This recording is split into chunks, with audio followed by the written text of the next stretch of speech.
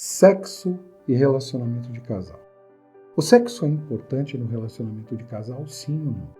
Qual é a visão sistêmica que nós temos sobre isso? Como olhar para o sexo no relacionamento de casal dentro de uma abordagem sistêmica? É sobre isso que eu vou falar hoje. Se esse tema te interessa, então fica até o final do vídeo comigo, porque eu quero trazer uma série de elementos para a sua reflexão. Queria também te fazer um alerta nesse momento. Isso não esgota esse assunto. Não dá para a gente esgotar esse assunto, até porque existem outros aspectos relacionados ao sexo que vão causar conflito dentro do relacionamento de casal. Mas hoje, de uma forma geral, o que eu procurei fazer? Eu quis trazer para você um panorama, talvez um panorama geral da importância desse tema dentro do relacionamento de casal a partir de uma visão sistêmica, a partir de uma abordagem sistêmica. Então eu quero que você entenda que é a partir dessa abordagem, dessa visão, embora eu venha te trazer uma série de outros elementos que demonstram a importância do sexo na nossa vida. Então vamos seguir em frente. Mas antes de falar de sexo, eu queria te lembrar de 3 leis que existem dentro do relacionamento. Por que dentro dos sistemas de uma forma geral e dos relacionamentos? E por que eu vou falar dessas 3 leis? Porque elas vão ser importantes para a gente definir, inclusive, como o sexo entra no relacionamento de casal e o seu nível de importância. Então, para poder definir isso, eu vou falar um pouco com você sobre essas leis. A primeira lei fala de pertencimento e exclusão. A gente já sabe que nós temos 3 leis e que a primeira fala de pertencimento e exclusão. A primeira que fala de pertencimento e exclusão tem a ver com vínculo? Tem. Por que eu estou citando o vínculo? Porque o vínculo vai ser importantíssimo dentro desse processo também. Por que ele vai ser importantíssimo? Porque o sexo vincula. O sexo é algo que cria vínculo, e um vínculo profundo entre as pessoas, entre os seres humanos. O sexo cria esse tipo de vínculo. A gente já vai ver isso já já. Então, estou te falando dessa primeira lei, estou te falando de vínculo. Depois eu quero te falar de uma outra lei, que é a ordem e hierarquia. Todo mundo tem um momento de entrar dentro do sistema. Tem um momento que você vai entrar dentro do sistema e você tem uma função também. Então, além de ter uma ordem, há uma hierarquia dentro do sistema. E isso também tem a ver com vínculo? Tem. Eu já vou te mostrar já já como é que isso vai funcionar na prática. E eu quero te falar de uma terceira lei também, que é essa lei do equilíbrio que existe dentro dos relacionamentos. Ela está ligada, o vínculo também está ligado a essa lei? Obviamente que está, e eu vou te mostrar tudo isso na prática agora. Já vou te mostrar já. Então, como é que vai funcionar isso aqui? Como é que funciona isso dentro dos relacionamentos? Primeiro, o vínculo que nós temos com o nosso pai e a nossa mãe, ele é natural. Ele acontece de forma natural. Ele é natural e é inquebrantável. Não existe uma forma de quebrar esse vínculo. Então, não existe maneira de quebrar esse vínculo. Vamos ver como é que isso funciona. Aqui nós temos um homem e aqui nós temos uma mulher. Esse homem e essa mulher, eles têm um relacionamento de casal. E a partir desse relacionamento de casal, eles formam uma família para quem? Para o filho. Então aqui nós temos um filho. Esse filho está e se manterá vinculado com esses pais até o final da sua vida, até o final da humanidade, eu diria. Sabe por quê? Porque pode passar 200 anos. Se você perguntar quem são os pais, todo mundo vai responder que os pais são esses daqui. Então não há como desvincular alguém de sua própria família. O vínculo é eterno, inquebrantável. Nós não conseguimos quebrar esse vínculo. E ele acontece de forma natural. Nós não precisamos fazer absolutamente nada para que o vínculo aconteça. Ele acontece de uma forma natural. Porém, nos relacionamentos, nos outros tipos de relacionamento, digamos que nós tivéssemos um relacionamento entre amigos, um relacionamento de amizade, ou digamos que nós tivéssemos um relacionamento de sociedade. Então pode ser amizade, sociedade, trabalho, seja lá qual tipo de relacionamento for entre pessoas, que não seja um relacionamento de casal. Nesse tipo de relacionamento, como é que o vínculo se forma? A partir das trocas. Quanto maior a troca, quanto mais intensa for a troca, maior é o vínculo que a gente tem. E às vezes, esse vínculo vai durar enquanto dura a troca. Algumas trocas, elas serão passageiras, serão durante um tempo apenas, outras serão muito mais profundas. Você tem um tipo de troca comigo diferente da troca que minha filha tem, diferente da troca que a minha esposa tem, diferente da troca que o meu sócio tem. Então a gente tem vínculos que são distintos entre as pessoas. Mas o vínculo se dá a partir da troca. Você dá algo e toma algo. Sempre assim. E nesse tipo de troca aqui, o que impera nas amizades, sociedades, etc. O que impera é a intimidade. A intimidade, ela intensifica o vínculo. Então, ela vai intensificar o vínculo. Na medida em que você tem intimidade com alguém, você intensifica esse vínculo. Então, quanto maior for a intimidade, maior é o vínculo que nós teremos. Porém, num relacionamento de casal, além da intimidade, não é? Porque a intimidade é básica para o vínculo, a intimidade vai fortalecer o vínculo. E o que significa essa intimidade? Eu sei da história desta pessoa, ela sabe da minha história. Eu conto coisas para ela, ela conta coisas para mim.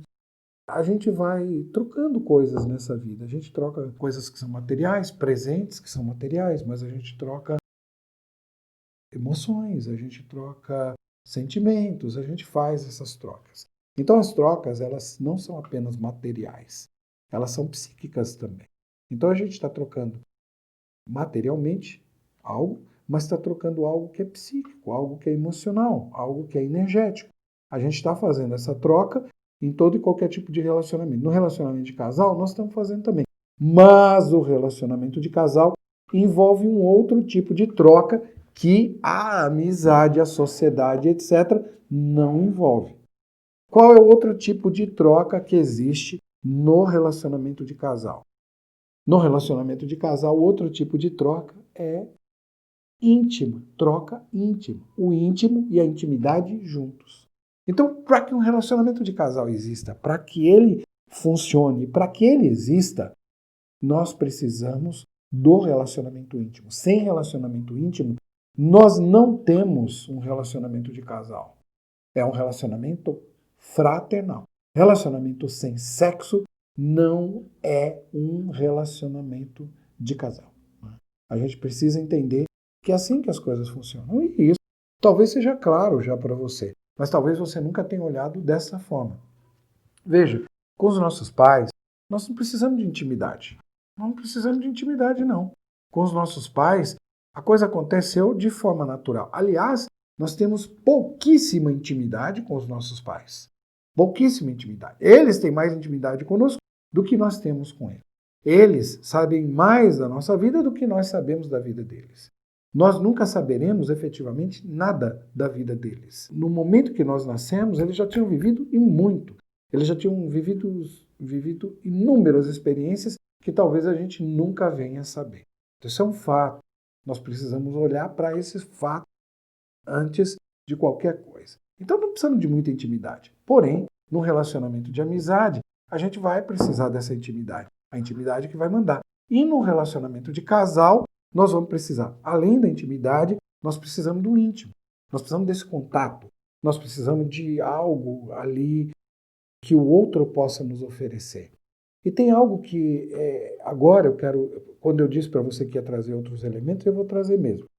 Sabe, eu quero te citar um psicólogo que foi talvez o grande precursor da psicologia transpessoal, foi um grande nome dentro da psicologia humanista e foi talvez um grande nome na psicologia social e até na ciência da administração, que foi Abraham Maslow. Abraham Maslow nos trouxe a hierarquia das necessidades. Uma pirâmide onde ele demonstrava a hierarquia das necessidades. E ele nos demonstra que na base dessa pirâmide, o que nós temos na base da pirâmide? Nós temos as nossas necessidades fisiológicas. Nós temos a necessidade de comer, de beber, né? A gente precisa dormir, a gente tem necessidade de sono e a gente tem necessidade de descanso. E, além disso, a gente tem outras necessidades fisiológicas e, entre elas, o sexo. O sexo é uma necessidade do ser humano. O ser humano tem como necessidade básica a reprodução. Existe dentro de cada um de nós já uma necessidade de reproduzir a nossa própria espécie. Então essa necessidade ela já vive ali dentro de cada um de nós. Embora a questão do sexo ela apareça também nas outras necessidades, aqui é onde ela se apresenta de uma forma muito mais intensa. Mas ela vai aparecer dentro de outras necessidades, ainda dentro dessa pirâmide, vai. Necessidade de segurança. E qual é a necessidade de segurança? Na medida em que eu troco com alguém sexo, e agora falando de sexo, na medida que eu troco sexo com alguém, na medida em que eu me relaciono sexualmente com alguém, isso me dá muito mais segurança. Isso também afeta as questões sociais. Eu me relaciono melhor com a sociedade, de uma forma geral. Já já eu vou te mostrar como isso acontece, de que maneira isso acontece. Eu me relaciono melhor com o mundo, melhor com as pessoas, quando eu exerço essa função sexual.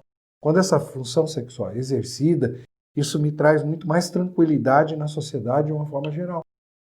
Isso também vai mexer com a minha necessidade de estima, que já está chegando lá no topo da pirâmide. Eu tenho necessidade de carícia e reconhecimento. E o sexo, por si só, traz um reconhecimento enorme. Traz um reconhecimento. Você se sente desejado. Você sente que o outro tem uma necessidade ligada a você. Você sente que você pode preencher essa necessidade.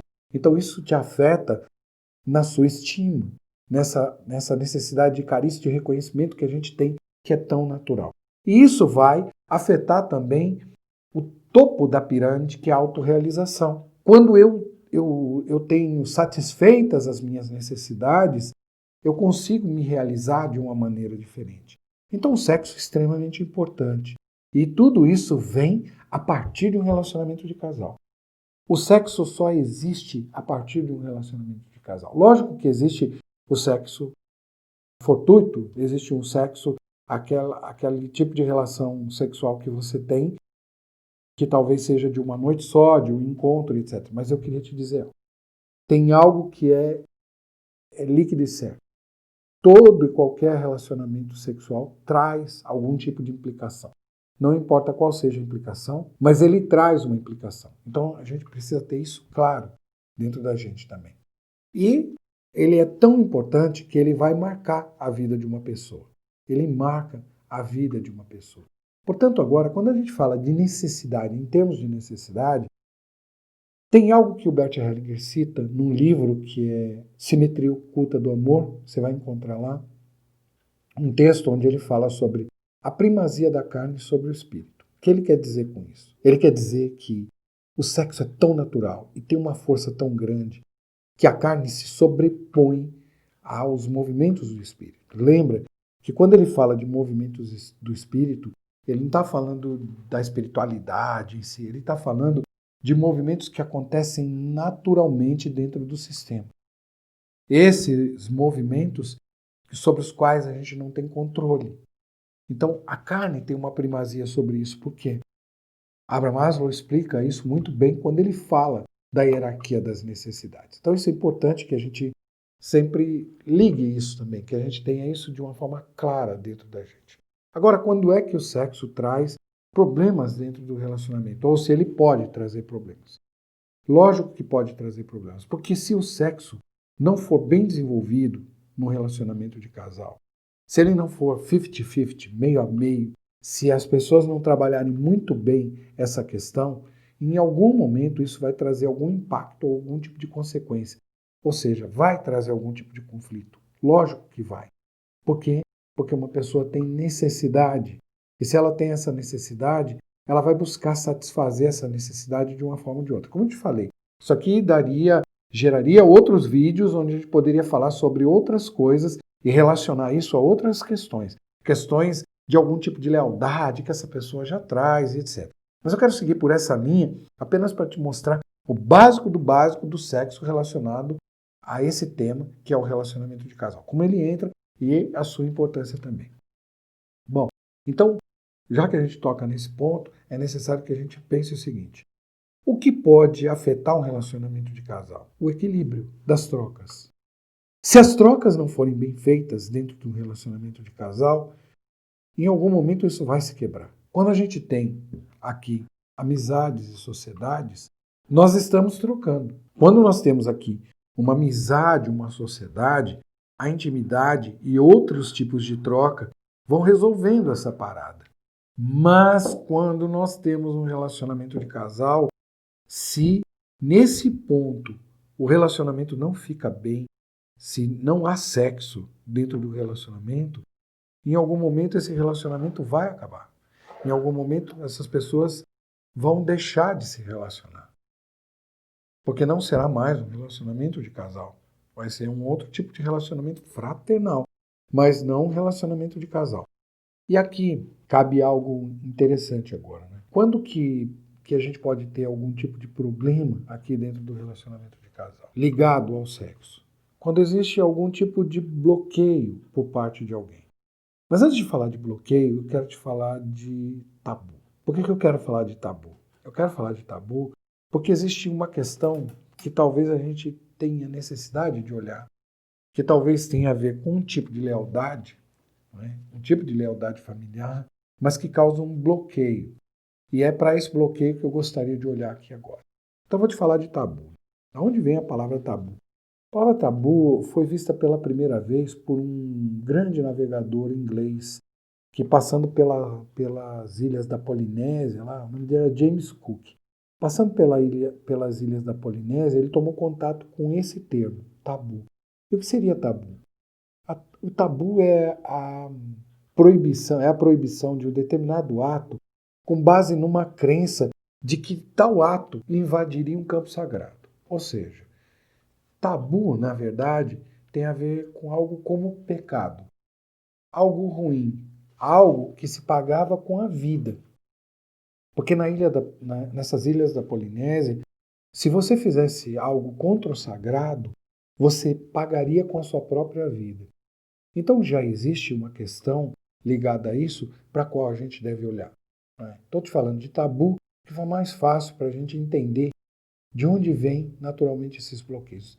Bom, nós temos inúmeros estudiosos da psicologia social e da psicologia em si, como Freud, Jung e uma série de outros aí, que estudaram essa questão do tabu e que acabaram classificando o tabu de 3 formas. Nós temos 3 tipos de tabu. Tem um tabu que a gente chama de tabu de medo. O que é o tabu de medo? O tabu de medo é aquilo que é ligado ao sobrenatural. Né? É tabu que está ligado à morte, ao sobrenatural da morte, está ligado aos deuses, está ligado aos orixás, medo dos espíritos, o medo desse campo que causa um certo terror nas pessoas, que elas não conseguem compreender direito. Esse é um tipo de tabu, que é o tabu de medo. Depois a gente tem um outro tabu, que é o tabu de delicadeza. O que é o tabu de delicadeza? O tabu de delicadeza está ligado a não poder falar, ou não poder citar, ou não poder tratar direito de temas como doenças, de uma forma geral, e onde se incluem aqui as doenças mentais também, né? Elas também estão incluídas aí. Então não se pode falar direito disso, não se pode falar muito de deficiência, qualquer tipo de deficiência numa pessoa. Então não pode falar disso muito, né? Morte, etc. Então esse tipo de tabu é chamado de tabu de delicadeza. E nós temos um tabu de decência. E aí, nesse ponto, que começam os tais bloqueios. O que é o tabu de decência? O tabu de decência é aquele que está ligado mais a padrões morais já pré-estabelecidos. Esses padrões morais, eles nos chegam de que maneira? Dentro daquilo que é certo e daquilo que é errado. Freud diria que esses tabus eles chegariam mais pelo superego. Que esses tabus estariam chegando mais pelo superego, que é onde estão os comandos, os mandatos, as ordens e etc. Enquanto que, do outro lado, a gente tem as nossas pulsões, paixões, que é id, no superego a gente teria colocado para a gente o que é certo, o que é errado, o que é belo, o que é feio, o que pode, o que não pode, o que é pecado, o que não é.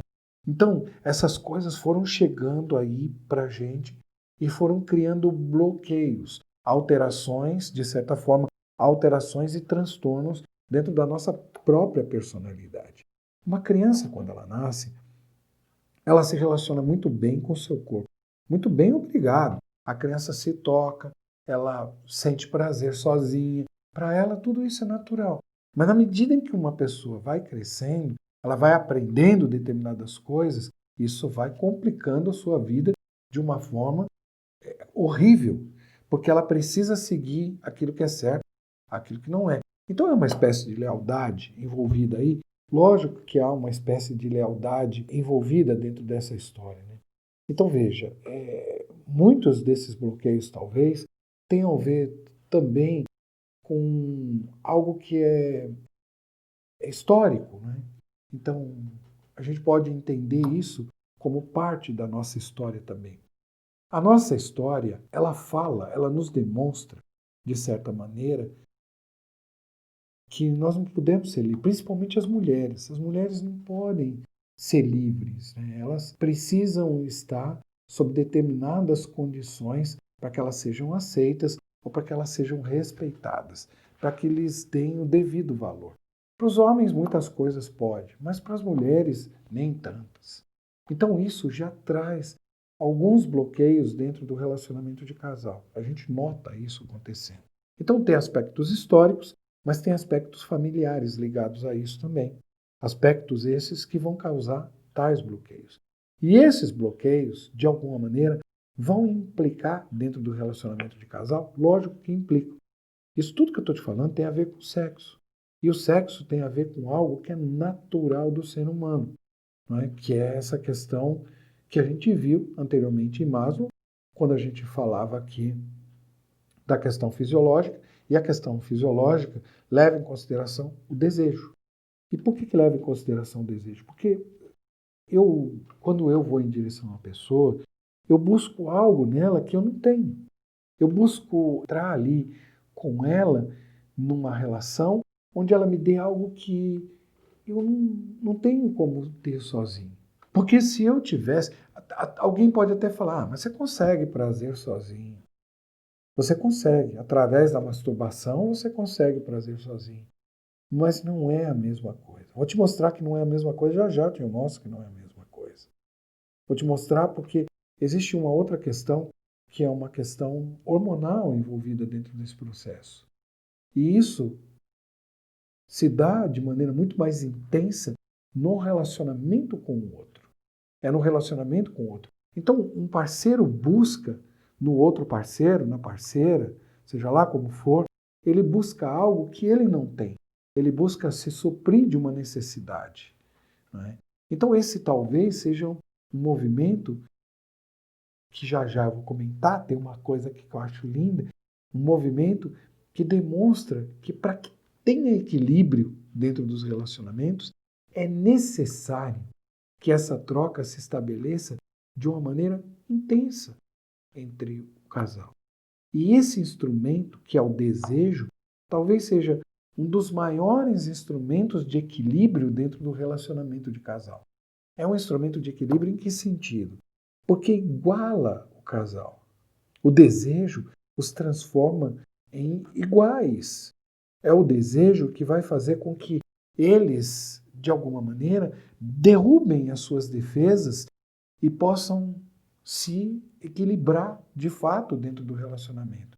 E veja que instrumento de equilíbrio que é.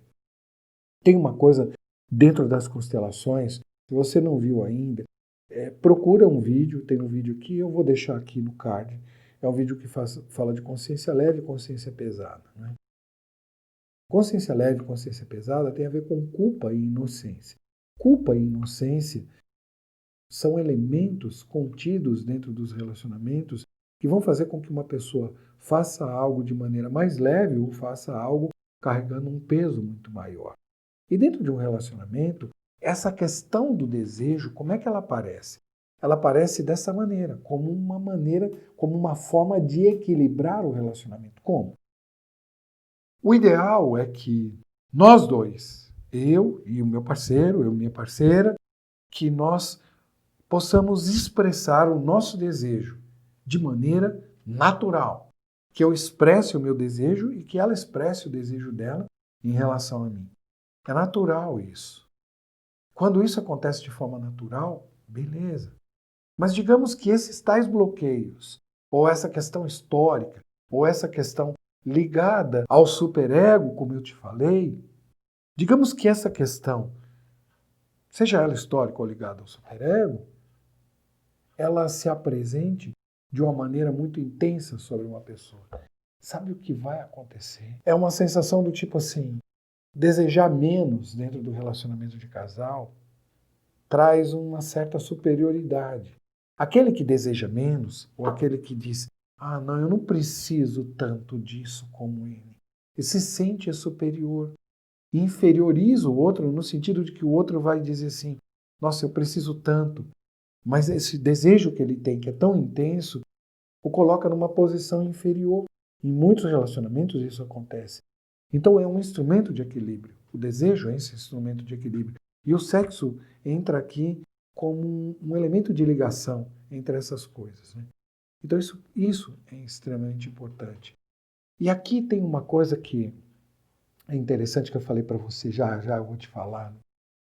Tem uma frase que eu ouvi do Bert Hellinger, que ele diz o seguinte, esse é o ato de maior humildade de uma pessoa. O sexo representa o ato de maior humildade de uma pessoa. No início aquilo não ficou muito claro para mim, mas depois eu consigo entender claramente o que ele quer dizer com isso. Em que sentido ele diz isso? Ele diz no seguinte sentido. Primeiro que a gente tem que entender o que é humildade. Humildade é uma palavra que vem de humus, terra. Humildade, em síntese, quer dizer que a terra nos iguala. Perante a terra, nós somos iguais, exatamente iguais. Então é um ato de humildade no momento em que eu derrubo todas as minhas defesas e demonstro a minha carência, a minha necessidade. Quando eu me abro para o outro e digo, eu preciso de você, eu necessito de você para algo. Então aqui, isso faz com que, ao derrubar essas defesas, ao entrar nesse ato de maior humildade, como ele fala, ao mostrar a minha carência, eu gere muito mais empatia, crie muito mais condições. Embora tudo isso seja gerado através de uma quantidade imensa de hormônios que são descarregados no momento do sexo. Né? Então veja, o sexo tem isso. E é também um momento de maior plenitude dentro de um relacionamento de casal. Ali é onde eles conseguem se realizar muito mais. Além do que, é o sexo que leva para a vida. Só através do sexo que você vai chegar na vida. Então o sexo tem uma questão dentro dele que é sagrada também. Só através do sexo que você chega efetivamente na vida de alguém. Lógico que você pode até dizer, mas tem inseminação artificial, tem isso, tem aquilo. Mas o que eu estou te colocando agora é esse aspecto maior filosófico que faz com que a gente possa pensar no sexo dessa maneira. De uma maneira talvez muito mais rica, talvez muito mais intensa. A gente precisa se ligar automaticamente nisso e entender como isso funciona. E no momento de maior plenitude, por quê? Porque há uma liberação enorme de hormônios nesse momento. E ali tem uma liberação enorme de ocitocina. Ocitocina é considerado o hormônio do prazer, que traz mais prazer. Mas ele também já foi provado, comprovado, que ele melhora as nossas habilidades sociais. Lembra que eu te falei lá atrás, aqui há pouco, né, quando eu falava do Abraham Maslow, da hierarquia das necessidades, a gente vai ter uma saúde social muito melhor, a gente vai atender melhor as nossas necessidades sociais. O sexo é fundamental para isso também, por quê? Porque a gente vai ter muito mais empatia. Está claro que a ocitocina ela promove generosidade. E por que ela promove generosidade? Porque ela é um hormônio que nos liga ao apego e empatia também. A gente consegue se apegar mais e ter muito mais empatia. Então o sexo é natural que o sexo ocorra para que se fortaleça um relacionamento de casal, para que ele se intensifique. Quanto maior for a intensidade dessa energia sexual dentro do casal, melhor vai ser o seu relacionamento. Mais intimidade eles terão também.